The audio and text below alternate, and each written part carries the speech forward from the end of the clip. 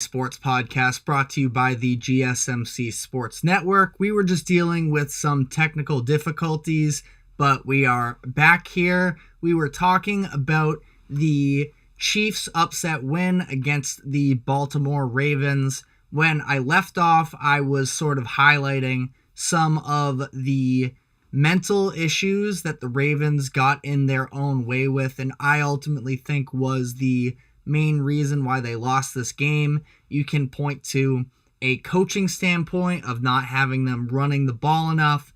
You can point to Lamar Jackson, who wasn't able to elevate his game when it called for it the most.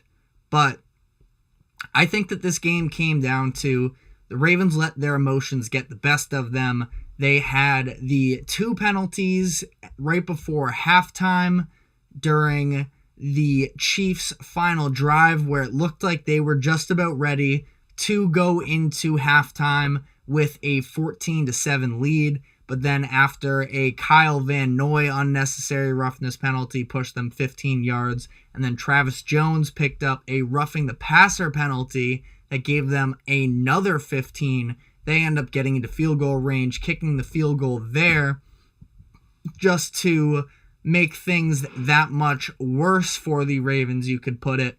And then the, of course, now infamous Zay Flowers drive, where Zay Flowers, an incredibly talented young rookie receiver for the Ravens. I think that he is the best receiver that Lamar Jackson and the Ravens have had up to this point.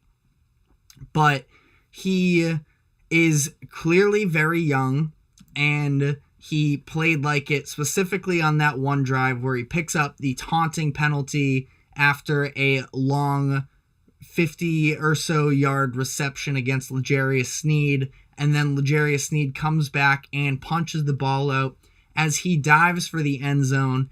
And listen, I have never been a ball carrier in my life in the game of football. When I played, I was a lineman, so I can't imagine how tempting it must be to try and reach out for that end zone and score a touchdown. I'm sure there's nothing like scoring a touchdown, but I think that time and time again, it's been shown to us as football fans, and I'm sure there are much smarter people within the actual team facilities than me, saying the risk reward in situations such as that, just never call for reaching out for that end zone. At the time for them, it was 2nd down and 8. He had the first down. It would have been 1st and goal if he was tackled on the 1-yard line. Yes, you want it for yourself, but you have to think of the team, because instead he fumbles and into the end zone it goes. The Chiefs pick the ball up, and it ends up being a touchback, so it's not even like you have them fully backed up in position where you could possibly get a safety. It's just the Chiefs' ball. And then on this second-to-last Ravens drive, the Chiefs do a great job covering up the punt, which sets the Ravens up on their own 1-yard line. And at this point, it just really felt like a huge legacy drive for Lamar Jackson. And I said that going into the drive, and it almost felt unfair just because of how backed up they were in their own territory, that I thought that it really, the odds were stacked against him from the beginning, but he ends up putting together a really good drive. He's throwing out to the flats. He's just taking what the defense is giving him. They're sort of inching their way up. They actually go to the run game for one of the only times this season on a 3rd down and pick up a 1st down with Gus Edwards. And then something downfield finally opens up for them with Nelson Agholor running open across the middle of the field. Lamar finds him for a 39-yard reception. But it was at that point where Lamar just got, I think, 2 in his own head. At that point, you are down 10 points. You just need to score in some capacity to keep yourself alive. You're down to the Kansas City 25-yard line. You're an easy field goal range for Justin Tucker, one of the best kickers in NFL history. And after that Aguilar reception, Lamar just got a little bit greedy, I think. He goes deep for OBJ, overthrows him a little bit, but OBJ, again, if this is the maybe very early on OBJ, he maybe makes that spectacular catch, but they can't connect on that one. And then this next play, which, talking about mental mistakes, I think that this was one of the biggest that he possibly could have made. He throws it into triple coverage for Isaiah Likely, who was calling for the pass, but I don't know what he was looking at. I guess maybe if he put it over all three defenders and makes an unbelievable throw, then yeah, Likely sort of could have been open, but it was just a bad decision and then a bad throw. He significantly underthrows him, and it is an easy interception for the Chiefs. The game was just about wrapped up from that moment. Yes, they did actually potentially have a chance to stay alive because, again, their defense was just so good that even after that point, they forced the Chiefs to punt, and then they come back with a field goal drive. So the Chiefs get the ball. If their defense can hold up, they get another chance at it, but even then, the odds are stacked against them. They would need a touchdown, and Patrick Mahomes and the Chiefs are able to close that one out for them. So it was, I think, really heartbreaking for the Ravens, just all things considered. You finally get this AFC Championship game to be at home. I think that this was their best possible situation for them, and they aren't able to get it done, which sort of brings us into this next conversation of what do we do as NFL fans going forwards when trying to evaluate Lamar Jackson and the Ravens, because they were granted just about a golden opportunity this year. They had an incredible defense. They had new, younger guys sort of step up and be key contributors for them. They made the right moves around the edges, trading for Roquan Smith at the trade deadline last year. They draft Zay Flowers in the first round this year. Again, finally hit on one of these wide receivers. Matabike has a breakout year. Kyle Hamilton has a breakout year on their defense. Their defense is an absolute wagon. Number one scoring defense in the league, number one takeaway defense in the league, and ultimately they don't get it done on offense. So what do we really do here? Because Lamar Jackson is now going to be a two-time MVP. He's going to be a two-time MVP and have a 2-4 postseason record. And the way that NFL and sports discourse as a whole goes is the regular season has probably never meant less than it does now. And while I don't think that that's totally fair, because in reality, I think that it is obviously the building grounds for these players making the next steps, for them establishing themselves as stars during the regular season. It's a larger body of work. But at the same time, that's all in order to be ultimately crowned the championship winner of the league. And now Lamar Jackson's in a tricky position here where everybody knows that he is ultra talented, that he's a great player, that the Ravens are a good organization. But the question is, what's wrong with them? Why, despite all these great things, it was 11 wins, including their playoff win of teams that finished above 500. That was a historic mark for the Ravens, but still fall short. And your MVP, again, I don't want to make it sound like this game should all be on his hands. It's definitely an indictment on the coaching staff as well for not being able to put together the right game plan and to take control of this team that was sort of losing their minds a little bit mentally, and just get them back to what they're best at, which is running the ball, which is being patient and grinding your opponents down. and they couldn't do that. So for Lamar himself, I think that it's interesting. Immediately as this game ends, social media is just talking about him nonstop.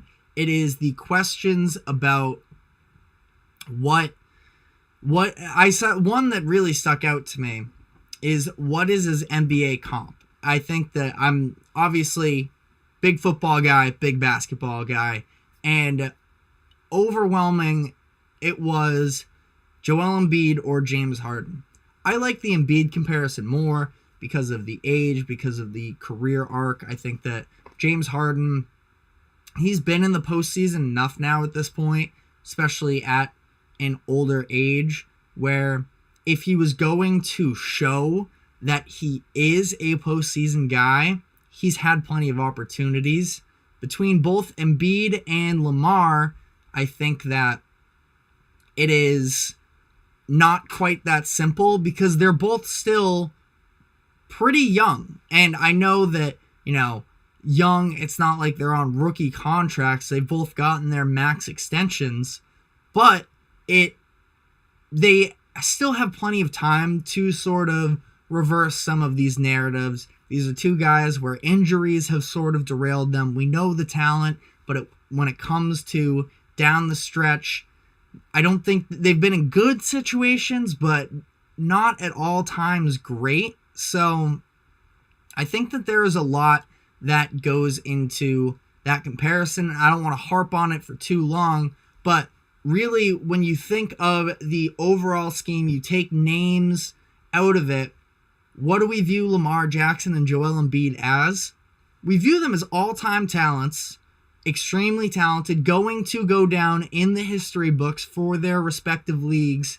But up to this point, questions about whether or not they can get it done in the highest pressure of situations in consecutive weeks, series in the NBA case, and for a month or so, put together a string of consecutively great performances. And if that's unfair, it's because for a little bit it is, but that's also just the amount of pressure that comes with the territory, I think. So for Lamar going forward, I'm not going to say their championship window is closed. This was just about as perfect of a situation as you could get, with your defense being as good as they were, with Joe Burrow in your division getting injured, Deshaun Watson to that point as well. I know he's not necessarily the level of these other guys, but I mean, even Kenny Pickett, like all of the starting quarterbacks in their division were injured. The Chiefs were not the Chiefs that we have seen up to this point. They're maybe building something with Rashee Rice, and there's still definitely developments that the Ravens can have on offense. Getting either J.K. Dobbins or Keaton Mitchell back in their backfield and having a more effective run game. But again, it's a matter of coaching, not actually sticking to your identity in that sense. And for Lamar, can't imagine you can keep him out of the top 5 quarterbacks in the league. It's Patrick Mahomes, it's Joe Burrow, it's Josh Allen. Lamar Jackson Patrick Mahomes is on his own tier. I think he is S tier, 1, whatever you want to call it. I think Lamar falls into that directly next category of Josh Allen, Joe Burrow, Lamar Jackson. Because yes, Joe Burrow has been to a Super Bowl, but Josh Allen as well.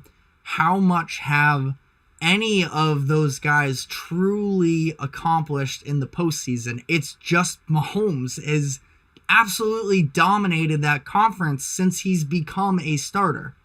He has been to the AFC Championship game every year. He's been a starter. This is 6 years now. That's Tom Brady stuff right there. And Tom Brady, throughout his career, was a guy that was able to kind of put some of his competitors of his generation's quarterbacks down a notch and sort of limit their success. That's what Mahomes is doing right now. Now, Joe Burrow is the one who has actually come out and beat Mahomes. But that being said, that's 1 in 6 years. The only quarterbacks that have beat him in the AFC are Joe Burrow and the greatest quarterback of all time, Tom Brady. So, just for this Lamar conversation, I guess to just sort of put a bow on it, I know that this was a disappointing loss for them, but that's kind of just what it's been like for the Bills for all these years, having disappointing losses. And I know that Josh Allen catches his level of flack as well.